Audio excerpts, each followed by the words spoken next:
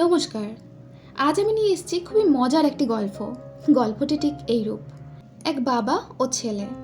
বাবা ভাবতো ছেলেটার কত ভালো, সারাদিন খেলে বেড়াতে পারে, গাছে উঠতে পারে, পেয়ারা খেতে পারে। আর ছেলে ভাবতো বাবাদের সময়টা কত ভালো, স্কুলে যেতে হয় না, পড়াশুনো করতে হয় না, সারাদিন গল্প করে, তাস খেলতে পারে। তো একদিন ইচ্ছে দেবী দুজনের ইচ্ছে পূরণ করে দেয়। বাবাকে ছেলে বানিয়ে দেয় আর ছেলেকে বাবা বানিয়ে দেয়। এরপরে ঠিক কী মজাটা হয়েছিল তা আমরা পুরো গল্প পড়ে জানতে পারবো। আপনারাও যদি জানতে চান তাহলে পুরো গল্পটা শুনতে হবে। তাহলে চলুন শুরু করা যাক আমাদের আজকের ছোট গল্প, রবীন্দ্রনাথ ঠাকুরের লেখা ইচ্ছা পূরণ। আপনাদের সুবিধার্থে বলে রাখি, এই গল্পে সুবলচন্দ্র হচ্ছে পিতার নাম আর সুশীলচন্দ্র হচ্ছে পুত্রের নাম। সুবলচন্দ্রের ছেলেটির নাম সুশীলচন্দ্র, কিন্তু সকল সময় নামের মতো মানুষটি হয় না। সেই জন্যই সুবলচন্দ্র কিছু দুর্বল ছিলেন এবং সুশীলচন্দ্র বিশেষ শান্ত ছিলেন না। ছেলেটি পাড়াশুদ্ধ লোককে অস্থির করিয়া বেড়াইত, সেই জন্য বাপ মাঝে মাঝে শাসন করিতে ছুটিতেন। কিন্তু বাপের পায়ে ছিল বাত, আর ছেলেটি হরিণের মতো দৌড়াতে পারিত। কাজেই কিল চড়চাপড় সকল সময় ঠিক জায়গায় গিয়া পড়িত না। কিন্তু সুশীলচন্দ্র দৈবাত যেদিন ধরা পড়িতেন সেদিন তাহার আর রক্ষা থাকিত না। আজ শনিবারের দিনে 2টোর সময় স্কুলের ছুটি ছিল, কিন্তু আজ স্কুলে যাইতে সুশীলের কিছুতেই মন উঠিতেছিল না। তাহার অনেকগুলা কারণ ছিল। একে তো আজ স্কুলে ভূগোলের পরীক্ষা, তাহাতে আবার ও পাড়ার বস্তের বাড়িতে আজ সন্ধ্যার সময় বাজি পোড়ানো হইবে। সকাল হইতে সেখানে ধুমধাম চলিতেছে। সুশীলের ইচ্ছা সেইখানে আজ দিনটা কাটাইয়া দেয়। অনেক ভাবিয়া শেষকালে স্কুলে যাইবার সময় বিছানায় গিয়া শুইয়া পড়িল। তাহার বাপ সুবল গিয়া জিজ্ঞাসা করিলেন, কিরে বিছানায় পড়ে আছিস যে, আজ স্কুলে যাবি না? সুশীল বলিল, আমার পেট কামড়াচ্ছে, আমি আজ স্কুলে যেতে পারবো না। সুবল তাহার মিথ্যা কথা বুঝিতে পারিলেন। মনে মনে বলিলেন, রোশো, একে আজ জব্দ করতে হবে। এই বলিয়া কহিলেন, পেট কামড়াচ্ছে, তবে আর তোর কোথাও গিয়ে কাজ নেই। বসেদের বাড়ি বাজি দেখতে হরিকে একলাই পাঠিয়ে দেবো এখন। তোর জন্যে আজ লজেন জুস কিনে রেখেছিলুম, সেও আজ খেয়ে কাজ নেই। তুই এখানে চুপ করে পড়ে থাক, আমি খানিকটা পাঁচন তৈরি করে নিয়ে আসি। এই বলিয়া তাহার ঘরে শিকল দিয়া সুবলচন্দ্র খুব তিতো পাঁচন তৈরি করে আনিতে গেলেন। সুশীল মহা মুশকিলে পড়িয়া গেল। লজেন জুস সে যেমন ভালোবাসিত, পাঁচন খাইতে হইলে তাহার তেমনি সর্বনাশ বোধ হইত। ওদিকে আবার বসেদের বাড়ি যাইবার জন্য কাল রাত হইতে তাহার মন ছটপট করিতেছে, তাহাও বুঝি বন্ধ হইল। সুবলবাবু যখন খুব বড় এক বাটি পাঁচন লইয়া ঘরে ঢুকিলেন, সুশীল বিছানা হইতে ধরপড় করিয়া উঠিয়া বলিল, আমার পেট কামড়ানো একেবারে সেরে গেছে, আমি আজ স্কুলে যাব। বাবা বলিলেন, না না, সে কাজ নেই, তুই পাঁচন খেয়ে এখানে চুপচাপ শুয়ে থাক। এই বলিয়া তাকে জোর করে পাঁচন খাওয়াইয়া ঘরে তালা লাগাইয়া বাহির হইয়া গেলেন। সুশীল বিছানায় পড়িয়া কাঁদিতে কাঁদিতে সমস্ত দিন ধরিয়া কেবল মনে করিতে লাগিল, আহা, যদি কালই আমার বাবার মতো বয়স হয়, আমি যা ইচ্ছা তাই করিতে পারি, আমাকে কেউ বন্ধ করে রাখতে পারে না।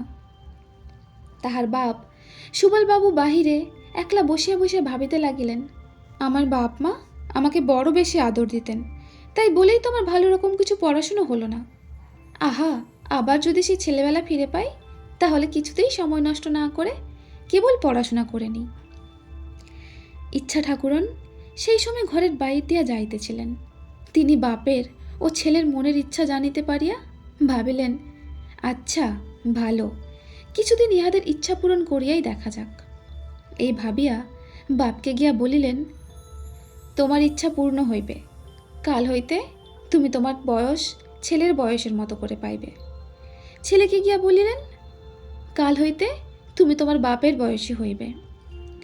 শুনিয়া দুজনে ভারী খুশি হইয়া উঠিলেন। বৃদ্ধ সুবলচন্দ্র রাত্রে ভালো ঘুমাইতে পারিতেন না, ভোরের দিকটায় ঘুমাইতেন। কিন্তু আজ তাহার কি হইল, হঠাৎ খুব ভোরে উঠিয়া এক লাফ দিয়া বিছানা হইতে নামিয়া পড়িলেন।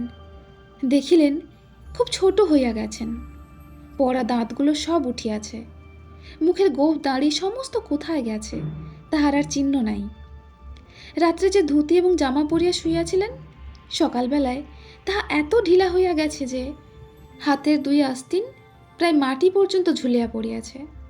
জামার গলা বুক পর্যন্ত নামিয়াছে। ধুতির কোঁচাটা এত লুটাইতেছে যে পা ফেলিয়া চলাই দায়। আমাদের সুশীলচন্দ্র অন্যদিন ভোরে উঠিয়া চারিদিকে দৌরাত্ম্য করিয়া বেড়ান, কিন্তু আজ তাহার ঘুম আর ভাঙে না। যখন তাহার বাপ সুবলচন্দ্রের চেঁচামেচিতে সে জাগিয়া উঠিল, তখন দেখিল কাপড় চোপড়গুলি গায়ে এমনই আটিয়া গেছে যে ছিঁড়িয়া ফাটিয়া কুটি কুটি হইবার জো হইয়াছে। শরীরটা সমস্ত বাড়িয়া উঠিয়াছে। কাঁচা পাকা গোঁফে দাড়িতে অর্ধেকটা মুখ দেখাই যায় না। মাথায় এক মাথা চুল ছিল, হাত দিয়া দেখে সামনে চুল নাই। পরিষ্কার টাক তক তক করিতেছে। আজ সকালে সুশীলচন্দ্র বিছানা ছাড়িয়া উঠিতেই যায় না। অনেকবার তুড়ি দিয়া উচ্চ ঈশ্বরে হাই তুলিল, অনেকবার এপাশ ওপাশ করিল। শেষকালে বাপ সুবলচন্দ্রের গোলমালে ভারী বিরক্ত হইয়া উঠিয়া পড়িল। দুজনের মনের ইচ্ছা পূর্ণ হইল বটে, কিন্তু ভারী মুশকিল বাঁধিয়া গেল। আগেই বলিয়াছি, সুশীলচন্দ্র মনে করিত যে সে যদি তার বাবা সুবলচন্দ্রের মতো বড় এবং স্বাধীন হয়, তবে যেমন ইচ্ছা গাছে চড়িয়া, জলে ঝাঁপ দিয়া, কাঁচা আম খাইয়া, পাখির বাচ্চা পাড়িয়া দেশময় ঘুরিয়া বেড়াইবে। যখন ইচ্ছা ঘরে আসিয়া যাহা ইচ্ছা তাহাই খাইবে, কেহ বারণ করিবার থাকিবে না। কিন্তু আশ্চর্য এই, সেদিন সকালে উঠিয়া তাহার গাছে চড়িতে আর ইচ্ছা রহিল না। পানা পুকুরটা দেখিয়া তাহার মনে হইল, ইহাতে ঝাঁপ দিলেই আমার কাঁপুনি দেওয়া জ্বর আসিবে। চুপচাপ করিয়া দাওয়ায় একটা মাদুর পাতিয়া বসিয়া বসিয়া ভাবিতে লাগিল। একবার মনে হইল, খেলাধুলোগুলো একেবারে ছাড়িয়া দেওয়াটা ভালো হয় না, একবার চেষ্টা করিয়াই দেখা যাক। এই ভাবিয়া কাছে একটা আমড়া গাছ ছিল, সেইটাতে উঠিবার জন্য অনেক রকম চেষ্টা করিল। কাল যে গাছটাতে কাঠবিড়ালির মতো তরতর করিয়া চড়িতে পারিত, আজ বুড়া শরীর লইয়া সে গাছে কিছুতেই উঠিতে পারিল না। নিচেকার একটা কচি ডাল ধরিবা মাত্র সেটা তার শরীরের ভারে ভাঙিয়া গেল এবং বুড়া সুশীল ধূপ করিয়া মাটিতে পড়িয়া গেল। কাছে রাস্তা দিয়া লোক চলিতেছিল, তাহারা বুড়াকে ছেলে মানুষের মতো গাছে চড়িতে ও পড়িতে দেখিয়া হাসিয়া অস্থির হইয়া গেল। সুশীলচন্দ্র লজ্জায় মুখ নিচু করিয়া আবার সেই দাওয়ায় মাদুরে আসিয়া বসিল। চাকরকে বলিল, ওরে, বাজার থেকে 1 টাকা লজেন জুস কিনে আন। লজেন জুসের প্রতি সুশীলচন্দ্রের বড় লোভ ছিল। স্কুলের ধারে দোকানে সে রোজ নানা রঙের লজেন জুস সাজানো দেখিত। 2-4 পয়সা যাহা পাইত তাহাতেই লজেন জুস কিনা খাইত। মনে করিত, যখন বাবার মতো টাকা হইবে তখন কেবল পকেট ভরিয়া ভরিয়া লজেন জুস কিনিবে এবং খাইবে। আর চাকর 1 টাকার 1 রাস লজেন জুস কিনিয়া আনিয়া দিল। তাহারই একটা লইয়া সে দন্তহীন মুখের মধ্যে পুড়িয়া চুষিতে লাগিল। কিন্তু বুড়ার মুখে ছেলে মানুষের লজেন জুস কিছুতেই ভালো লাগিল না। একবার ভাবিল, এগুলি আমার ছেলে মানুষ বাবাকে খাইতে দেওয়া যাক। আবার তখনই মনে হইল, না, কাজ নেই, এত লজেন জুস খাইলে উহার আবার অসুখ করিবে। কাল পর্যন্ত যে সকল ছেলে সুশীলচন্দ্রের সঙ্গে কপাটি খেলিয়াছে, আজ তাহারা সুশীলের সন্ধানে আসিয়া বুড়া সুশীলকে দেখিয়া দূরে ছুটিয়া গেল। সুশীল ভাবিয়াছিল, বাপের মতো স্বাধীন হইলে তার সমস্ত ছেলে বন্ধুদের সঙ্গে সমস্ত দিন ধরিয়া কেবলই ডুডু ডুডু শব্দে কপাটি খেলিয়া বেড়াইবে। কিন্তু আজ রাখাল, গোপাল, অক্ষয়, নিবারণ, হরিশ এবং নন্দকে দেখিয়া মনে মনে বিরক্ত হইল। ভাবিল, চুপচাপ করিয়া বসিয়া আছি, এখনই বুঝি ছোড়াগুলা গোলমাল বাঁধাইয়া দেবে। আগেই বলিয়াছি, বাবা সুবলচন্দ্র প্রতিদিন দাওয়ায় মাদুর পাতিয়া বসিয়া বসিয়া ভাবিতেন। যখন ছোট ছিলাম তখন দুষ্টামি করিয়া সময় নষ্ট করিয়াছি। ছেলে বয়স ফিরিয়া পাইলে সমস্ত দিন শান্তশিষ্ট হইয়া ঘরের দরজা বন্ধ করিয়া বসিয়া কেবলই বই লইয়া পড়া মুখস্থ করি। এমনকি সন্ধ্যার পরে ঠাকুমার কাছে গল্প শোনাও বন্ধ করিয়া প্রদীপ জ্বালিয়া রাত্রি 10টা-11টা পর্যন্ত পড়া তৈরি করি। কিন্তু ছেলে বয়স ফিরিয়া পাইয়া সুবলচন্দ্র কিছুতেই স্কুলমুখো হইতে চাহেন না। সুশীল বিরক্ত হইয়া আসিয়া বলিত, বাবা, স্কুলে যাবে না? সুবল মাথা চুলকাইয়া মুখ নিচু করিয়া আস্তে আস্তে বলিতেন, আজ আমার পেট কামড়াচ্ছে, আমি স্কুলে যেতে পারবো না।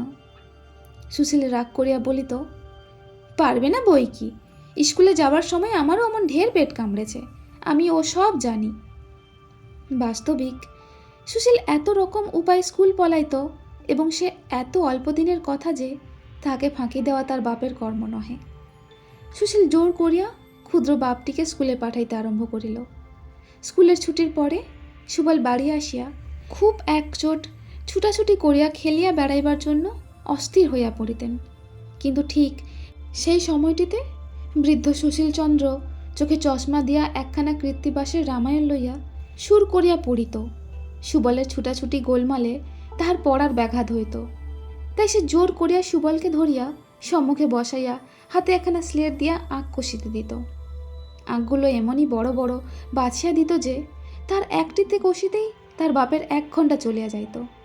সন্ধেবেলায় বুড়া সুশীলের ঘরে অনেক বুড়ায় মিলিয়া দাবা খেলিত। সেই সময়টায় সুবলকে ঠান্ডা রাখিবার জন্য সুশীল একজন মাস্টার রাখিয়া দিল। মাস্টার রাত্রি 10টা পর্যন্ত তাহাকে পড়াইত। খাওয়ার বিষয়ে সুশীলের বড় কড়াকড় ছিল, কারণ তাহার বাপ সুবল যখন বৃদ্ধ ছিলেন তখন তাহার খাওয়া ভালো হজম হইত না, একটু বেশি খাইলে অম্বল হইত। সুশীলের সে কথাটা বেশ মনে আছে। সেই জন্য সে তার বাপকে কিছুতেই অধিক খাইতে দিত না। কিন্তু হঠাৎ অল্প বয়স হইয়া আজকাল তাহার এমনি ক্ষুধা হইয়াছে যে নুড়ি হজম করিয়া ফেলিতে পারিতেন। সুশীল তাকে যতই অল্প খাইতে দিত, পেটের জ্বালায় তিনি অস্থির হইয়া পড়িতেন। শেষকালে রোগা হইয়া শুকাইয়া তার সর্বাঙ্গের হাড় বাহির হইয়া পড়িল। সুশীল ভাবিল শক্ত ব্যায়ামও হইয়াছে, তাই কেবলই ঔষধ গিলাইতে লাগিল। বুড়া সুশীলেরও বড় গোল বাঁধিল। সে তাহার পূর্বকালের অভ্যাস মতো যাহা করে তাহাই তাহার সহ্য হয় না। পূর্বে সে পাড়ায় কোথাও যাত্রাগণের খবর পাইলেই বাড়ি হইতে পালাইয়া হিমে হোক বৃষ্টিতে হোক সেখানে গিয়া হাজির হইত। আজিকার বুড়া সুশীল সেই কাজ করিতে গিয়া সর্দি হইয়া, কাশি হইয়া, গায়ে মাথায় ব্যথা হইয়া 3 হপ্তাহ শয্যাগত হইয়া পড়িয়া রহিল। চিরকাল সে পুকুরে স্নান করিয়া আসিয়াছে, আজও তাহাই করিতে গিয়া হাতের গাঁট পায়ের গাঁট ফুলিয়া বিষম বাদ উপস্থিত হইল।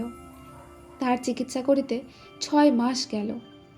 তাহার পর হইতেই 2-3 দিন অন্তর সে গরম জলে স্নান করিত, এবং সুবলকে কিছুতেই পুকুরে স্নান করিতে দিত না। পূর্বেকার অভ্যাস মতো ভুলিয়া তক্তপোষ হইতে সে লাফ দিয়া নামিতে যায়, আর হাড়গুলো টন টন ঝনঝন করিয়া ওঠে। মুখের মধ্যে আস্ত পান পুড়িয়াই হঠাৎ দেখে দাঁত নাই, পান চিবানো অসাধ্য। ভুলিয়া চিরুনি ব্রুশ লইয়া মাথা আঁচড়াইতে গিয়া দেখে প্রায় সকল মাথাতেই টাক। একদিন হঠাৎ ভুলিয়া যাইত যে সে তাহার বাপের বয়সী বুড়া হইয়াছে, এবং ভুলিয়া পূর্বের অভ্যাস মতো দুষ্টামি করিয়া পাড়ার বুড়ি আন্দি পিসির জলের কলসে হঠাৎ ঠন করিয়া ঢিল ছুঁড়িয়া মারিত। বুড়া মানুষের এই ছেলে মানুষই দুষ্টামি দেখিয়া লোকেরা তাহাকে মার মার করিয়া তাড়াইয়া যাইত। সেও লজ্জায় মুখ রাখিবার জায়গা পাইত না। এদিকে সুবলচন্দ্র একদিন দৈবাত ভুলিয়া যাইত যে সে আজকাল ছেলে মানুষ হইয়াছে। আপনাকে পূর্বের মতো বুড়া মনে করিয়া যেখানে বুড়া মানুষরা তাসপাশা খেলিতেছে সেইখানে গিয়া সে বসিত এবং বুড়ার মতো কথা বলিত।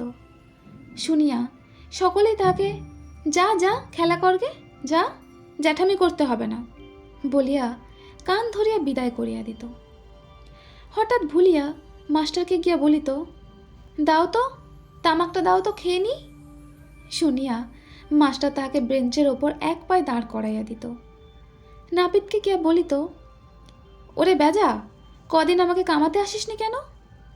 নাপিত ভাবিত ছেলেটি খুব ঠাট্টা করিতে শিখিয়াছে। সে উত্তর দিত, আর বছর 10 বাদে আসবো এখন। আবার একদিন তাহার পূর্বের অভ্যাস মতো তাহার ছেলে সুশীলকে গিয়া মারিত। সুশীল ভারী রাগ করিয়া বলিত, পড়াশোনা করে তোমার এই বুদ্ধি হচ্ছে? একরত্তি ছেলে হয়ে বুড়ো মানুষের গায়ে হাত তোলো।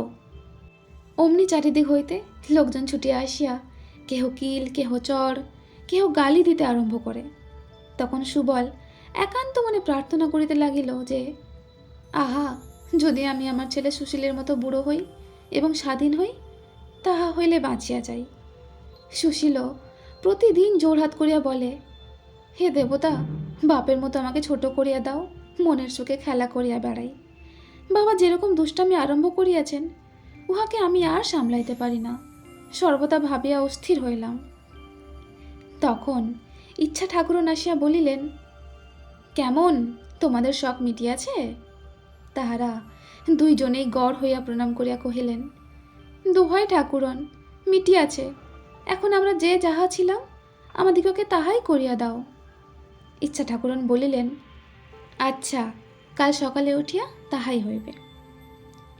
পরদিন সকালে সুবল পূর্বের মতো বুড়া হইয়া এবং সুশীল ছেলে হইয়া জাগিয়া উঠিলেন। দুজনেরই মনে হইল যে স্বপ্ন হইতে জাগিয়াছি। সুবল গলা ভার করিয়া বলিলেন, সুশীল, ব্যাকরণ মুখস্থ করবে না? সুশীল মাথা চুলকাইতে চুলকাইতে বলিল, বাবা, আমার বই হারিয়ে গেছে। তো এখানেই শেষ হচ্ছে আজকের গল্প ইচ্ছা পূরণ।